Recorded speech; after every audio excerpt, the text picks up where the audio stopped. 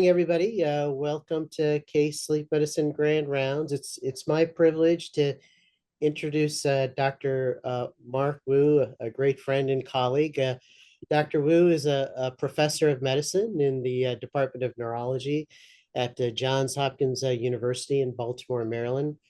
He's a well-renowned neurobiologist and sleep and circadian researcher.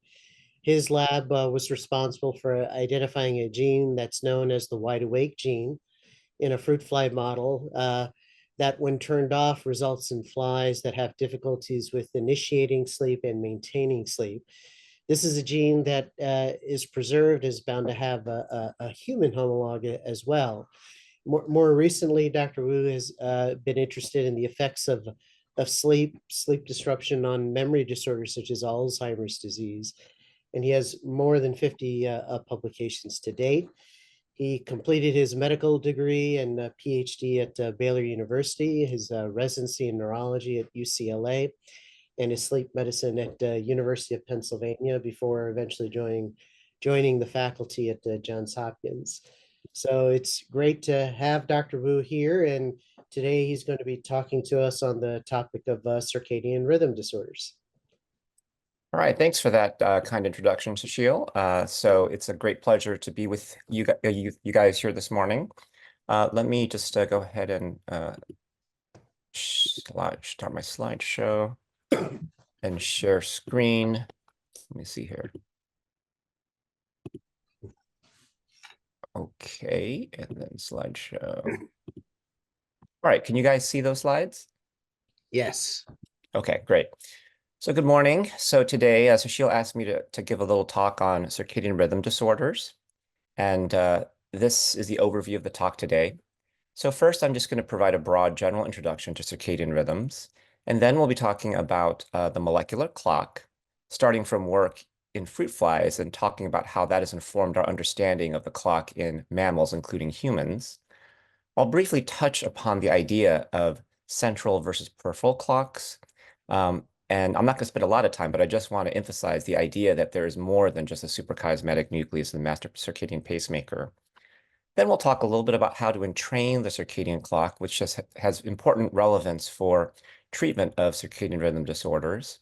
And related to that point, we'll be talking about the phase response curve, which is very important to understand when you're trying to treat circadian rhythm disorders. And then finally, we'll go into talking about several of the circadian rhythm disorders in humans, and importantly, how to treat these disorders. Okay, so what are circadian rhythms? So circadian rhythms are biological rhythms that nearly essentially all organisms have. The near 24-hour period, which is why it's called circadian. Circa is around in Latin, and dian is referring to day. So these rhythms are evolutionally conserved all throughout the animal kingdom, including all the way down to prokaryotes, such as cyanobacteria. The circadian clock, though, in cyanobacteria is really different than that is largely conserved throughout the animal kingdom. But just to make a point that circadian rhythms are really ancient. Just a sentence about that. So the idea is that circadian rhythms really evolved to organize metabolism. And we'll talk a little bit about that, but because obviously cyanobacteria, like, these prokaryotes like cyanobacteria don't have any brains. They don't have that much behavior either. But what those circadian rhythms do in these prokaryotes is to really organize metabolism. Now, circadian rhythms have three key features. They have a free running rhythm. So what that means is that in complete absence of any cue, they will oscillate in a 24-hour rhythm. So an example is if you take a human and you put them in a cave, at the bottom of a cave with no change in temperature, no change in light, humans will exhibit these oscillations of these biological rhythms. These circadian rhythms also are importantly entrained by environmental cues, which is known as Zeitgebers. Zeitgebers is German for time givers. The most important Zeitgebers are light and melatonin, as we'll be talking about, but there are others as well.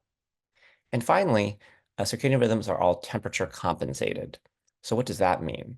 So that means that whether you're on the beach or whether you're on the ski slopes, your circadian rhythms are going to be still roughly 24 hours. Most biological processes, right, are temperature dependent. All enzymes, for example, act faster when the temperature is warmer, but circadian rhythms and the molecular mechanisms underlying circadian rhythms are temperature compensated. Okay, so before we start talking about circadian rhythms, I just want to go over a few definitions so that we're all on the same page. So this is just essentially an imaginary or hypothetical 24-hour waveform. And on the x-axis is time, and on the y-axis is any physiological variable. So period refers to the duration of one cycle of essentially a roughly 24-hour cycle. The amplitude is the half distance from the min to the max here. And the phase is basically where you are on the x-axis relative to a specific reference point. For example, in the case of human circadian rhythms, we'll be talking about Tmin or temperature naders or melatonin onset. So a couple of words here. So when we say that the rhythm of the phase or the rhythm is phase delayed, we mean that it goes that way, this way, and advanced is this way. So it's a little that terminology is a little bit confusing, but that's kind of how we refer to it. All right. So let me start by before we start talking about, circadian rhythms in humans, I want to just go over briefly the discovery of the molecular genetic clock, which led to the Nobel Prize in 2017 by Hall, Rosbash, and Young. Hall, Rosbash, and Young are all Drosophila researchers. And what they did was follow up on this seminal work by Seymour Benzer back in 1971. So Seymour Benzer was a very famous Drosophila neurogeneticist. He's often considered actually he did many things, but for example, he was really important in molecular biology and virology, but he's often considered the father of behavioral genetics. So back in 1971, the concept that behavior could be powerfully affected by a single gene was really heretical at the time, right? Because everyone thought that behavior is so complicated. And there's no way that a single small little gene could possibly powerfully affect behavior. And so actually this demonstration was actually the first demonstration that a single gene can powerfully affect behavior. So what Seymour Benzer did and his graduate student Ron Konopka did was look for a screen for circadian mutants. And okay.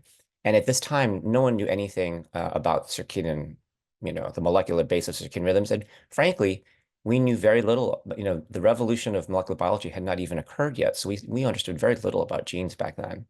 So this predates molecular biology. So what Seymour Benzer did was take advantage of the fact that Drosophila are fruit flies, and the word Drosophila means lover of the dew. What that means is that fruit flies tend to hatch in the morning when the temperature is cool, but also importantly, it's moist. And that is because when they hatch, their cuticle hasn't hardened yet. And so if they were to hatch at noon, they would dry out and die. Okay. So their hatching pattern or eclosion patterns are a circadian rhythm.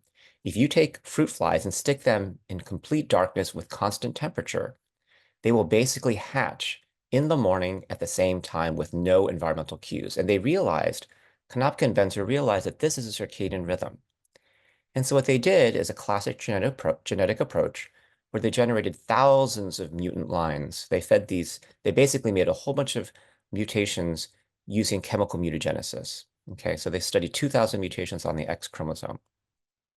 And they got all these mutants that looked like this.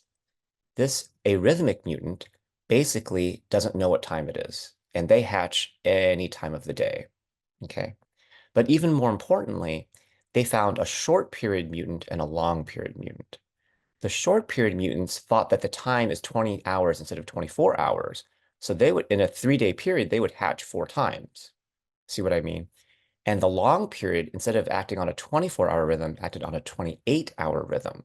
So basically, they realized that all of these mutations failed to complement each other, which meant that they were all in the same gene. But because the molecular biology revolution had not occurred yet, the ability to clone the gene lay dormant, was delayed for some time. But they named this mutant period. And as we'll talk about later, it was later found that mutations in period in humans can cause circadian rhythm sleep disorders. So basically, the reason why Hall, Rosbash, and Young got the Nobel Prize was they figured out the molecular basis of the circadian clock, building on the work that Seymour Benzer had done back in the 1970s. And I'm kind of summarizing the molecular mechanism here. This is an oversimplification, and then we'll talk about the parallels with mammals as well. But basically, in short, the molecular basis of the circadian clock is a transcriptional translational feedback loop, or TTFL. So in this TTFL, there's two transcriptional activators, clock and cycle, and they drive the rhythmic expression of two transcriptional repressors, period and timeless. These repressors are then made into proteins, which then heterodimerize and return back into the nucleus to repress the activity of clock and cycle, thus starting the cycle anew. And what you can see here on this Western blot is that per levels cycle tremendously throughout circadian time. So what ZT refers to, if you recall, I'd mentioned that ZT stands for Zeitgeber or time giver, and ZT0 refers to lights on. ZT2 is 2 hours after lights on, ZT8 is 8 hours after lights on, and so forth. And what you can see is that period protein expression, this protein right here, is high at night.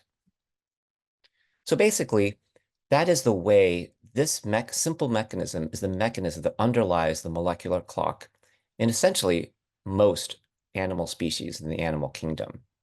So what does it look like in mammals? Basically, it's pretty much the same mechanism.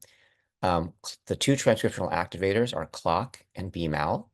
They drive expression of period, and instead of timeless, it's another molecule called cryptochrome, but it basically does a similar function in mammals, including humans. And then just like in most cases between flies and humans or mice, there's multiple homologs, right? Instead of one period, there's 3 periods in mice and humans. And instead of one TIM, there's 2 cries. So this transcriptional translational feedback loop is absolutely conserved in mammals.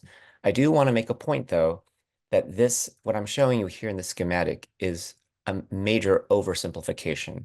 This is what's considered the core loop, but there are multiple accessory loops, and there are also lots of other mechanisms that work to fine-tune the clock, such as post-translational mechanisms such as phosphorylation. The other thing I want to mention is that the clock and BML transcriptional activators not only drive expression of period and cryptochrome, but they actually control expression of anywhere between 30 to 60% of the entire transcriptomes in your body. And I think I might talk a little bit about that later, but I just want to make the point that many genes, if not most genes, within every cell in your body are actually undergoing rhythms under circadian control. Okay, so in 2001, so about 20 years ago, Yinghui Fu and Louis Potacek over at UCSF, at the time I think they were at Utah, but they're over at UCSF, and they found a family of morning larks. And these morning larks have familial advanced sleep phase syndrome. And basically, this family had presented to clinic, actually to Chris Jones, who was at Utah and sees a lot of patients. And this family was interesting because basically they all woke up super early. They all woke up at 4:30 in the morning. And they felt sleepy at 7:30 p.m. And it was to the point that because everyone in the family got up so early, they would actually have conference calls or like call each other at 4 in the morning because nothing else was going on. And so they had a family, and they cloned the genes. What they did was they basically hypothesized that these patients with familial advanced sleep phase syndrome had a mutation in a core clock gene. And so they sequenced all the core clock genes and they found a mutation in human period 2. So human period 2 is the homolog of the period gene that was originally discovered in Drosophila back in 1971. And so basically this shows that not only is this mechanism conserved, but it influences human disease. Okay. So now I just want to start talking about, now that we have this introduction, I just want to talk about the components of the circadian system. So this molecular clock actually exists in every cell of your body, but the most important tissue for organizing circadian rhythms in mammals is called the suprachiasmatic nucleus, and this is in the ventral hypothalamus. So this SCN is in the brain, in the hypothalamus, and is the core circadian pacemaker. And essentially, you can think of it as the orchestra, the conductor of the orchestra, basically. Because as I mentioned, there's clocks all throughout your body in every single cell.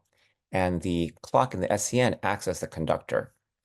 The input mechanism is necessary. This is the mechanism that entrains the circadian clock, because as we talked about, the biological rhythms are nearly 24 hours or around 24 hours, but without daily entrainment, this core clock would actually get shifted each day and then eventually fall out of rhythm. And then downstream of the circadian pacemaker are output mechanisms, the most prominent being sleep and wake. But of course, there are many biological rhythms, hormones, other things, etc., are all cycling within your bodies. Okay, so next let's focus in on the suprachiasmatic nucleus here. So the suprachiasmatic nucleus is, as I mentioned, this master circadian pacemaker. It's located here in the ventral hypothalamus. And basically, researchers in rodents figured out that if you lesion the suprachiasmatic nucleus, you could completely abolish circadian rhythmicity in various behavioral and endocrine variables. And I'll show you some data related to that point. Importantly, and one of the ways that they figured out that the circadian pacemaker was in the SCN was that you can actually restore rhythms to animals bearing SCN lesions by implanting fetal SCN tissue. And importantly, the SCN exhibits spontaneous firing in a circadian pattern. The SCN, no matter whether you're a diurnal animal or a nocturnal animal, has rhythmic firing with high firing during the day and then low firing at night. And this is just a nice image of the suprachiasmatic nucleus in a mouse, where you have a shell region and a core region. And there's different neuropeptides that are expressed in all these different regions of the SCN. And it's quite complicated, actually, how the cells interact with each other in the SCN, but I'm not really going to talk about that today because that's kind of beyond the scope of this talk. Okay. So let me just run you through a classic experiment back in the 1990s that demonstrated that the SCN is the circadian pacemaker. So this is work done by Maneker, and this is in Tau hamsters. So the Tau hamster is a hamster that has a very short circadian period. So what you can see is that a wild type hamster has activity during the night, and this black is kind of activity. And what these traces are double plots where basically it's like day one, day two, and then, actually this is just day one, day two, like that. And you can see each day is going down the y-axis here. So the wild type hamster basically has 24-hour rhythms where they're always active at basically the same time at night. The tau mutant hamsters, in contrast, have a 20-hour rhythm. So just like those short period flies that would hatch too early every day, same with the tau mutant hamsters. They would just have their activity profile run 4 hours earlier each day, such that eventually it cycles all the way around. So then if you lesion the SCN in wild type hamsters, you basically get complete arrhythmicity down here. You can see here for 2 months, right? That the hamsters basically don't know what time it is, and their circadian regulated activity is just completely disorganized. Similarly, if you lesion the SCN in the tau hamster, basically they similarly also have disorganized circadian activity. So then what happens if you transplant tau mutant SCN into wild type hamsters and wild type SCN into tau mutant hamsters? Basically, you can restore circadian rhythms in the manner dictated by the SCN. So in the tau mutant hamster, which is basically mutant for tau in all tissues except the SCN, when you now provide the wild type SCN into those rodents, they basically have a near 24-hour rhythm here. In contrast, when you take the wild type hamsters, which basically have wild type, clocks all throughout their body, except in their SCN, which has a tau mutation in the SCN, now they exhibit a 20-hour rhythm, as you can see here. So this demonstrates really the primacy and the dominant nature of the suprachiasmatic nucleus in determining biological rhythms in mammals. It's important to also point out that I mentioned that there's clocks in every single cell in your body. Um, and same as in the SCN, every single cell in the SCN has a functioning clock. But importantly, the SCN is basically a very robust, interconnected, and synchronized unit. It's very hard to break the SCN. It's basically designed as a clock. The point here that Joe Takahashi was trying to make in this schematic in a review that he wrote back in 2011 is that there's such pronounced intercellular coupling within the SCN that if you take even mutant clocks, individual clocks that have very weak rhythms on their own, if you stick them together in an SCN, the SCN has tons of gap junctions and intercellular signaling, you can actually get a robust rhythm. Functionally, what that means is that as experimentalists, when we do research on the SCN, and as Ashil may have mentioned, my lab works in fruit flies and mice and humans. Um, it's very hard to break the SCN is the point. It's an incredibly robust clock. And then here is a movie from a review from David Welsh back in 2010, where they basically show if you take PER2, again, this is that core clock gene we've been talking about, right? And you hook it up to a luciferase. Luciferase is the enzyme the light-producing enzyme that's found in fireflies. You can take a slice of brain tissue that includes the SCN, and using this assay, you can see rhythms in a dish. And so this is what the SCN looks like. It's pulsing.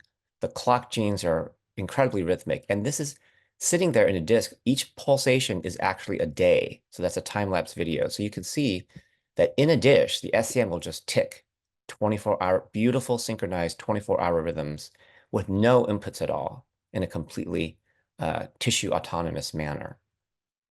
It's quite beautiful. Okay. So the SCN is the master pacemaker. But how does the SCN signal to the rest of the body to actually regulate all these, hormones and behavioral rhythms? And the answer is that there are these output mechanisms downstream of the SCN. But this part of we know a tremendous amount from work by, Drosophila researchers and mouse researchers about the molecular nature of the core circadian clock. But this part of the pathway downstream of the SCN is less well understood. And my lab has studied a number of molecules and circuits related to this mechanism in flies and in mice. And this is less well understood. But, I'll just briefly mention some of the things that are thought. So it's thought that the SCN secretes factors in a sort of endocrine or paracrine way to regulate physiological rhythms. And putative factors have included TGF-alpha, prokineticin, and vasopressin.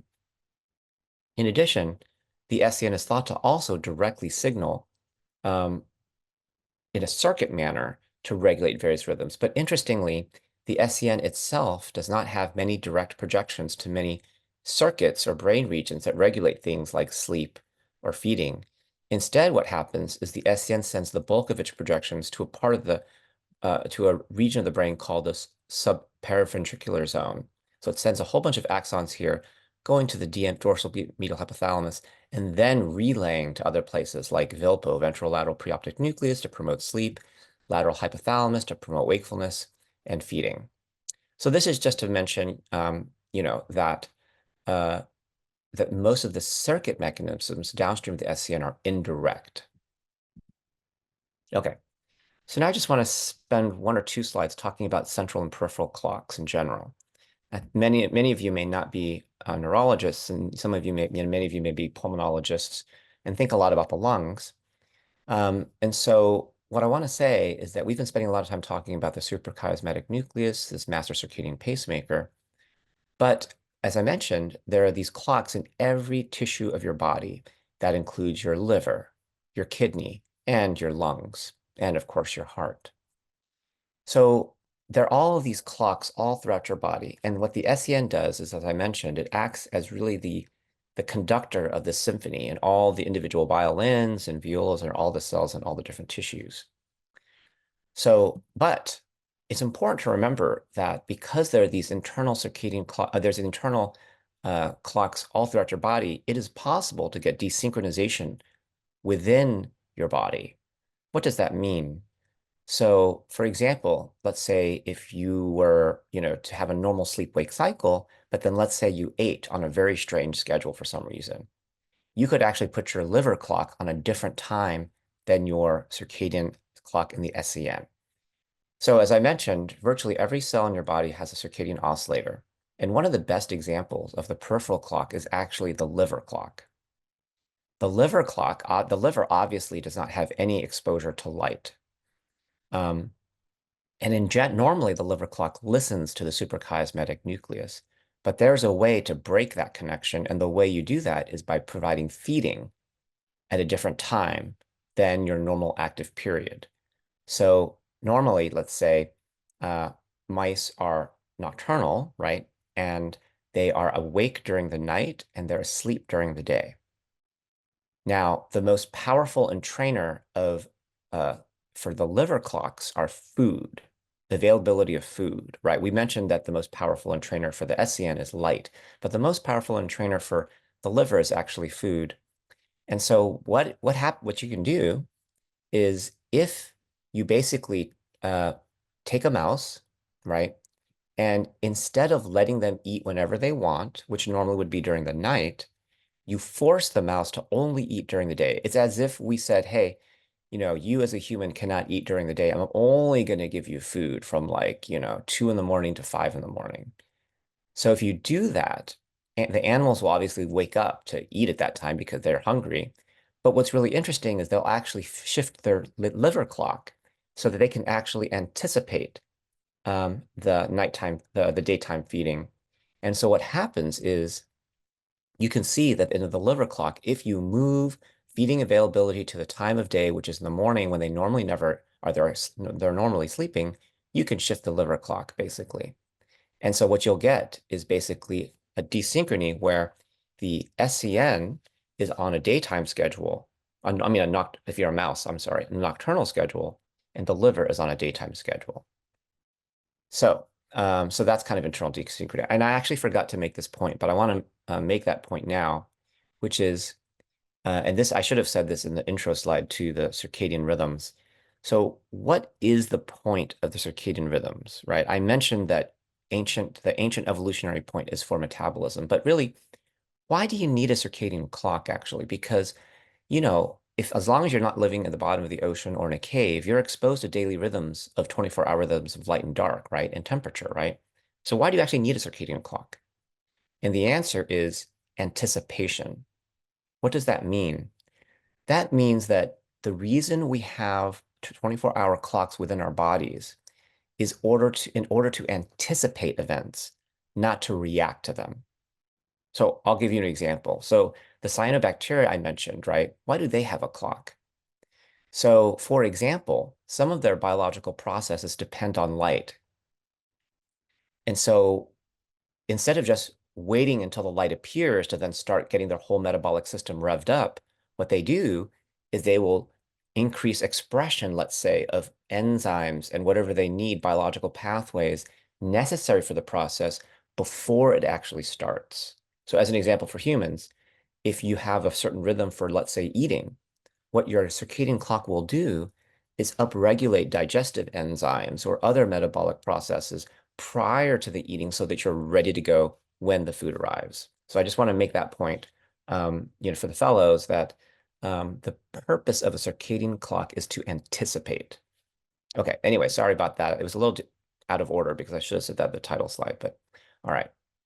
So now I want to talk, and this is we're going to turn to parts of the talk that are most clinically relevant.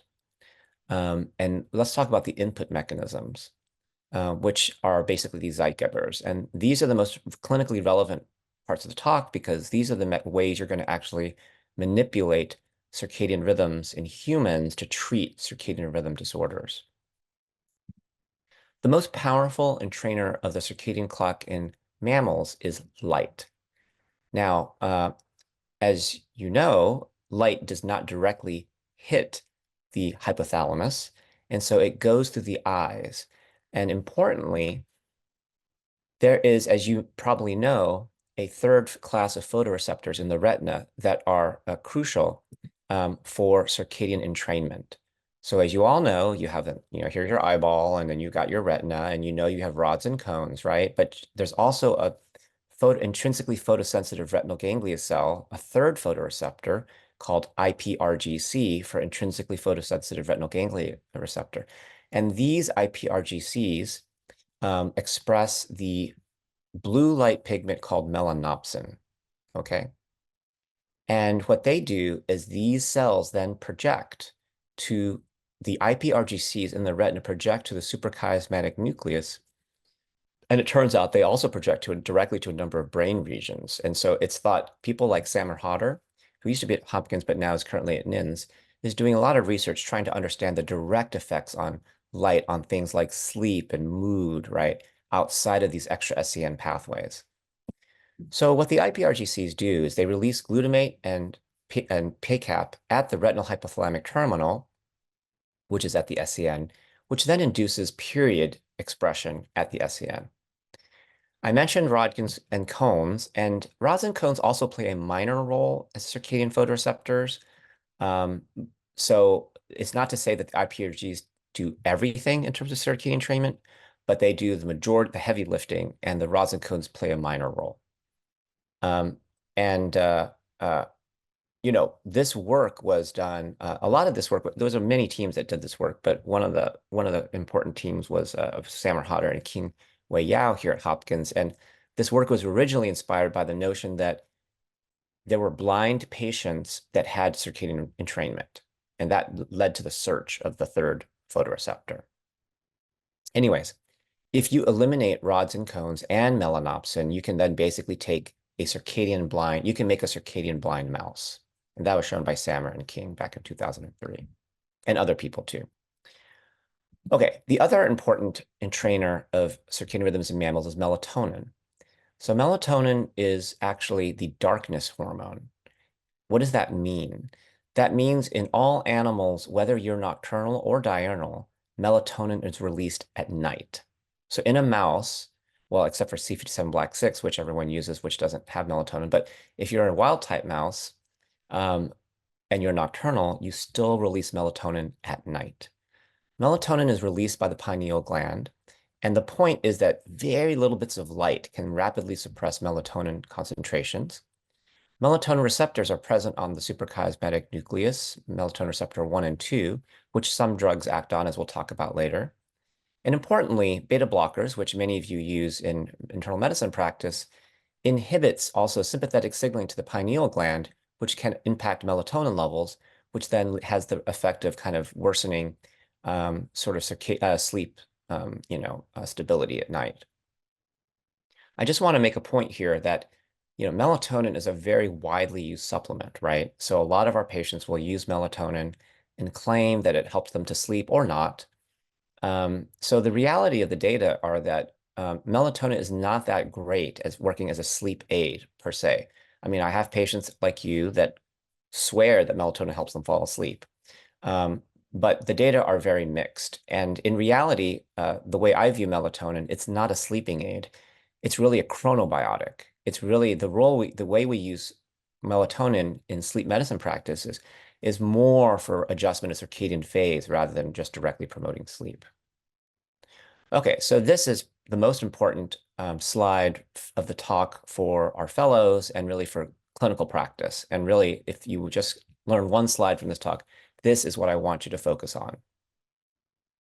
This relates to the concept of the phase response curve. And so when you are guiding your patients with circadian rhythm disorders, right? All circadian rhythm disorders, I've never met a patient that couldn't be treated that has circadian rhythm disorders. There probably is a mutant out there that are someone with mutations where they're circadian blind, but I would say 99%, 99.5% of patients can be treated. But treatment is a little bit tricky, and that is because you cannot give them a one-size-fits-all kind of like, program, basically. And that relates to the concept that while light and melatonin are powerful Zeitgebers, the way they influence circadian phase totally depends on when you give the stimulus during the circadian clock time. So what does that mean? So here is the phase response curve for light. okay, this dashed line here. And basically, if you give light in, let's say, and this is time, here, T min is called circadian time 0, but basically you can think of, for, in practical terms, this is like the morning, okay? And this is like the night, right? If you give light pulses in the morning, you will do what we call advance the circadian phase, which actually means going backwards, right? And that's what you want to do for your delayed sleep phase patients. But if you give light actually in the early evening, you will actually delay the circadian clock. And you can see basically you have completely opposite effects on the circadian phase depending on when you give the exposure to light. Um, and this, of course, is a big issue in modern day because, humans have tremendous exposure to blue light because of artificial lighting. Humans have a lot of exposure to electronic devices all evening and night. And, even though, we try to use blue light filters and we have our, programs that change the spectral wavelengths of your devices, still, there's a great tendency with all this light exposure at night to actually delay your rhythms and make it harder to go to sleep. You can think of it this way. If you're the circadian clock and you get light kind of at the end of the day, what it does is basically extend your day, right? And then it makes the clock think that, oh, I don't exactly know what time it is because the clock is always adjusting based on light and melatonin and also temperature, but I'm not talking about temperature today. And so what it does is basically the clock thinks, oh, it's later than, it's actually the day is getting extended. Whereas if you get light in the morning, basically you surprise the clock and the clock is like, oh, it's actually, the day is starting earlier than I expected. And melatonin basically has the inverse rhythm to light. So because it's the darkness hormone, right? So it has the opposite circadian phase. The other points to make here for the fellows is that T min, you know that your core body temperature has a 24-hour rhythm, right? And the nadir of the temperature is called T min, or the point of minimum temperature. This is usually 1 to 2 hours after mid-sleep time, okay? And at that point, if you give melatonin or light, absolutely nothing will happen to your circadian phase. So this is the important thing to keep in mind. T min is where there's nothing, right? It's the point at which nothing occurs, but it also means you have to give your treatments either before or after T min, depending on what you're trying to do. Okay, so that's kind of and then you might hear this term as well, dim light melatonin onset, or DILMO, which is basically 2 hours before bedtime. And that's kind of when the melatonin starts to like rise normally. So your melatonin will typically rise, let's say, 9 p.m. or something like that.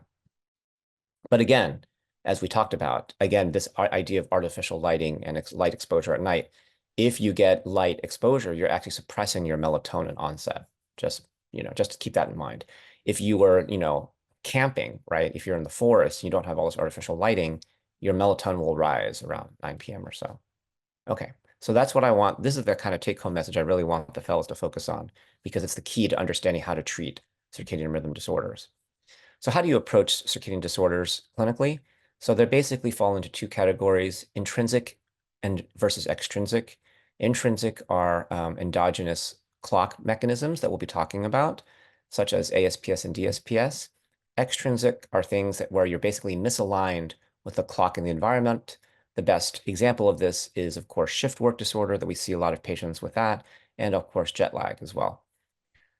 In addition to sleep history, it's really important, typical sleep history, really important to ask about sleep under free earning conditions.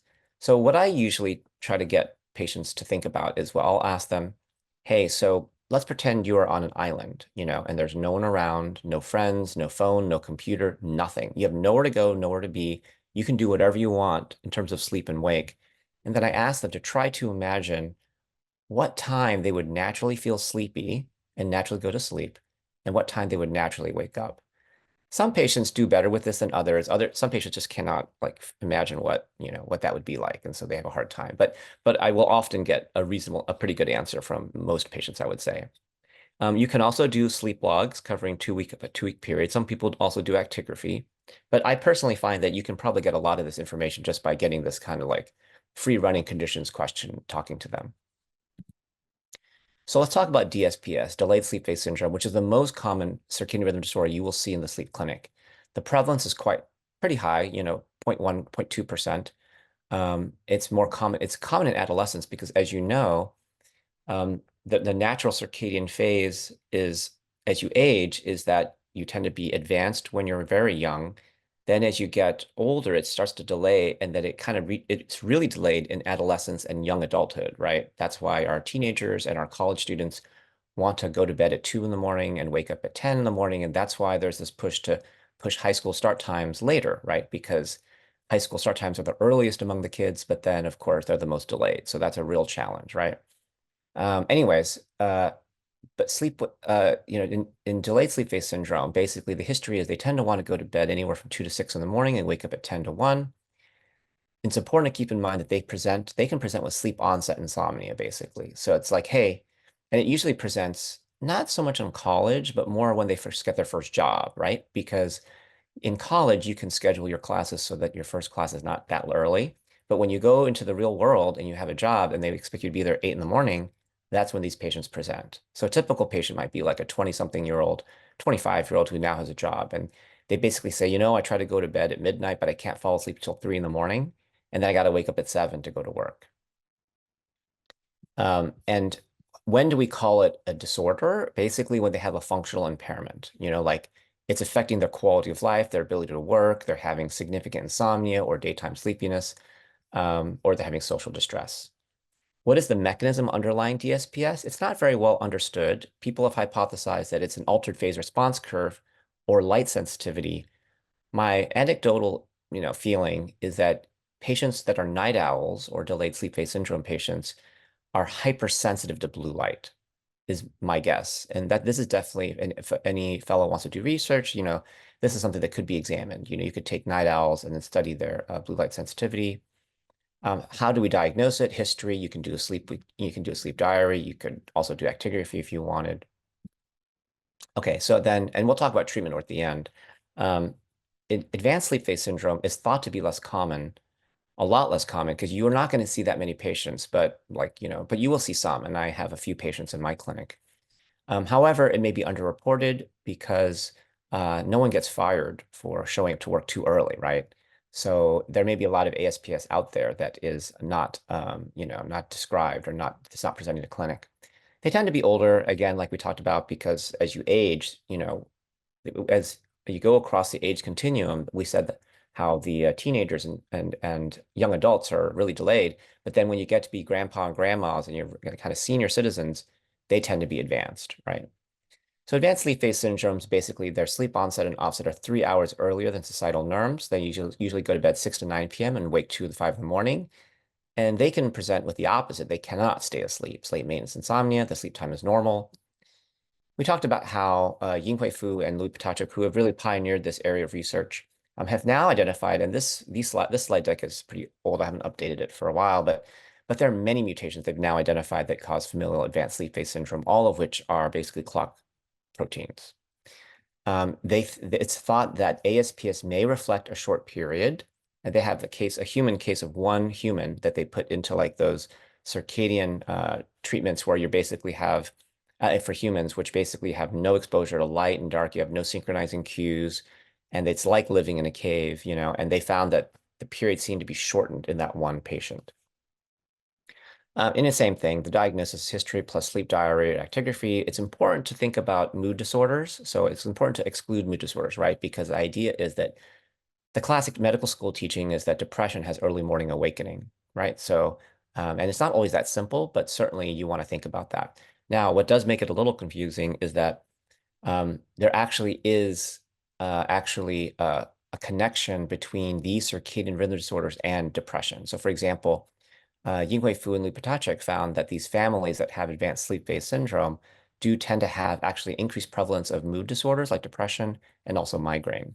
So it can be a little blurry, but it's important to think about whether or not depression may be involved in causing them to wake up too early. Okay, so now let's talk about treatment. So how do we treat patients with DSPS?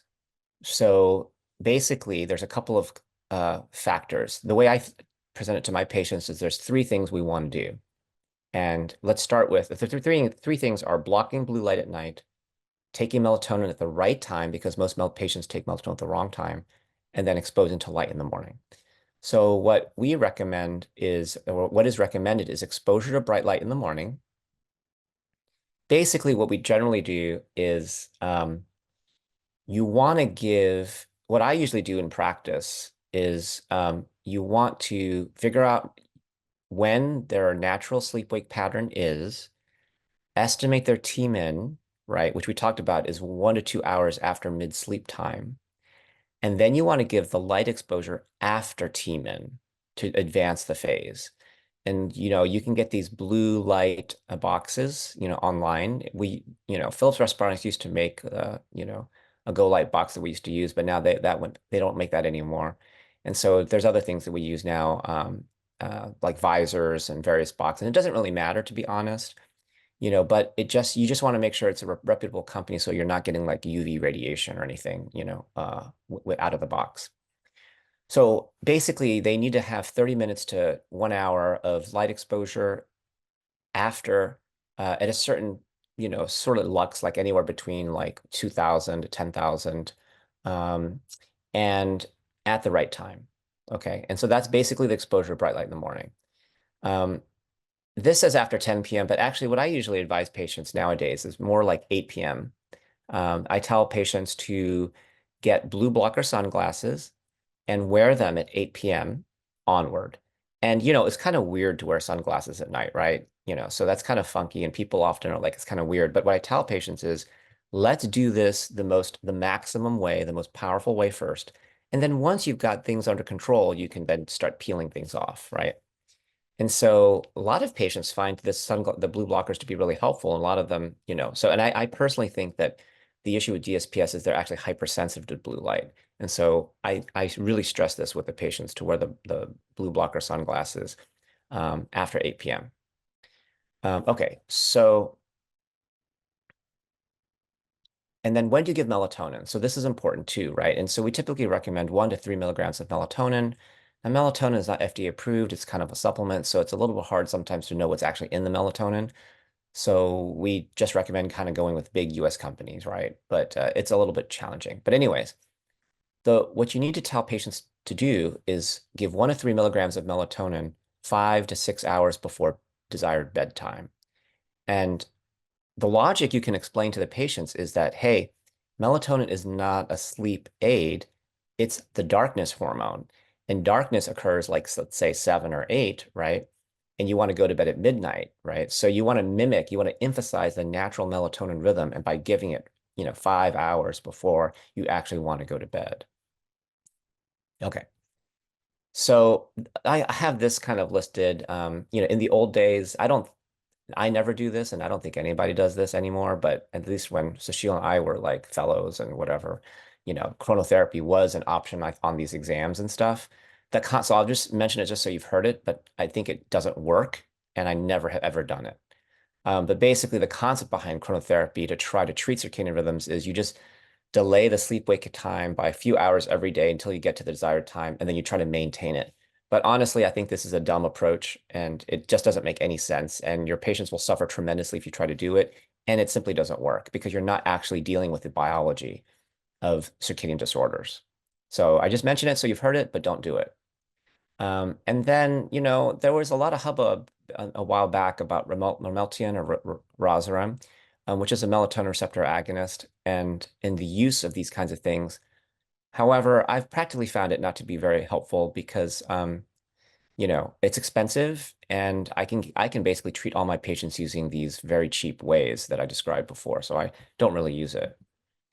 So shift work disorder, this is hard. We have a lot of patients that work upside down shifts. You know what I mean? They work in warehouses all night, or they're security guards, and it's challenging, right? Because they're basically their work forces them to be opposite the natural sleep-wake rhythm.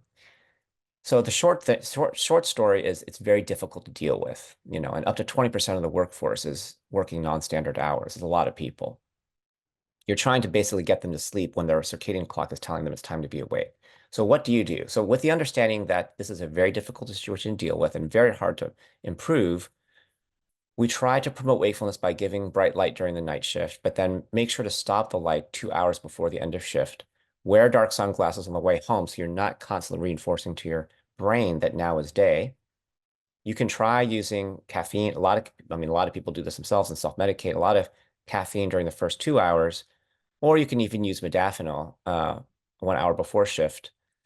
Obviously, optimize sleep hygienes, and naps are recommended for shift work disorder because you want to increase the total sleep time, and it's just very hard to sleep in a consolidated fashion. So it's challenging.